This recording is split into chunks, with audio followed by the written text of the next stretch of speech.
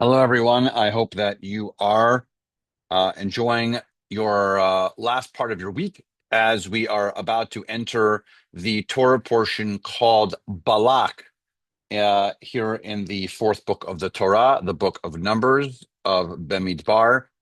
And Balak is the name of a person, two famous people in this Torah portion. Well, three characters, if you will, two popular people. So Torah portion's named Balak. The other important person is named Bilam, and the third character, if you will, is a talking donkey. Popular Torah portion that a lot of people know about. Balak attempts to attack the Israelites. He is reluctant, he is nervous, and so he invites Bilam, a sorcerer, a very well-known sorcerer, actually. If you read the text really carefully, he has quite the resume, Bilam. And so he invokes him, hires him essentially to curse the Israelites because Balak thinks if they're cursed, then Balak might be able to beat them in a war because he is nervous about the Israelites. It's a fascinating Torah portion in terms of the work of Balak and Bilam.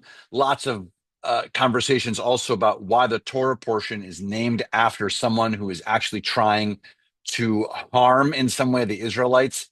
Lots of different angles, particularly because perhaps necessary to bond the Israelites.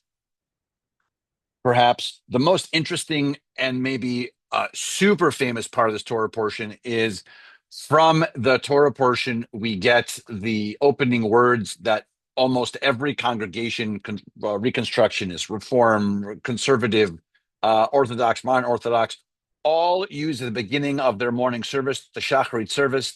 We say, Ma tovu ohalecha Yaakov, mishkenotecha Israel. It's Ma Tovu Ohalecha Yaakov. Sorry for the singing, but that's the part that we all start with, and it's perhaps the most not only beautiful piece because it's used to bless the Israelites. Won't give away too much of the story when you join us tomorrow morning to further discuss the Torah portion.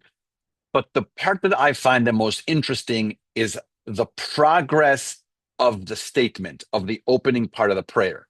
Ma tovu ohalecha Yaakov, mishkenotecha Yisrael. It's essentially the same sentence. It's just the structure is a little bit different. Ma tovu, how good are your tents? So ma tovu ohalecha Yaakov, Jacob. How good are your tents, O Jacob? And then it says mishkenotecha, your dwelling places, if you will, Israel. Now, if you remember looking at the text really carefully, Yaakov and Israel are the same. Jacob gets a name change. He gets his name changed to Israel. And so in some instances, the text refers to him as Jacob, and in some instances, it refers to him as Israel. And so the Israelites have had a very difficult couple of weeks based on the text, and yet this one shows their resilience, their strength, their power, even amidst the difficult weeks that they have encountered along the way, traveling in the desert.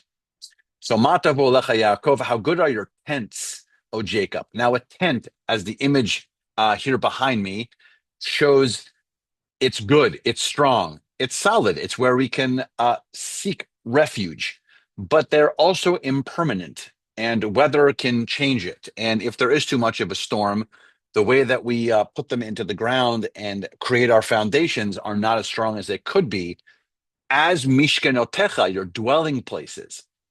And also has the word mishkan in it, which has to do with our tabernacle. And so it's almost as if that one verse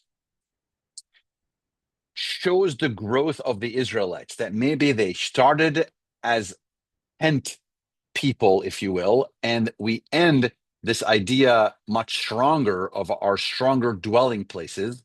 And not only do we go from the people of Jacob, the tribal sense, all the way back to the stories and the connections we have from our forefathers and foremothers in Genesis, but move into Israel, the idea that we are actually the nation and the people of Israel. So on this Shabbat, I invite all of us not just to examine this piece of text. It's really, really, really fascinating and important. Clearly in Torah study also tomorrow, further discussion.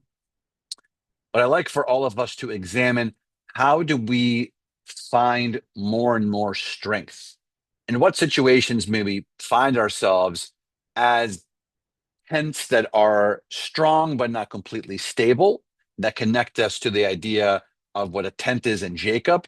But then how do we find ways to make the tent more permanent, like a Mishkan, and then make ourselves even more connected to the land of Israel, to the country of Israel, to the people of Israel? That's the Jewish community all over the world.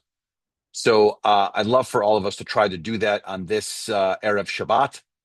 So services are around the corner, summer hours, 7 p.m. Tonight, and tomorrow morning, 10 a.m. for our service and Torah discussion. Let's all try to put as much shalom as we can into our Shabbat.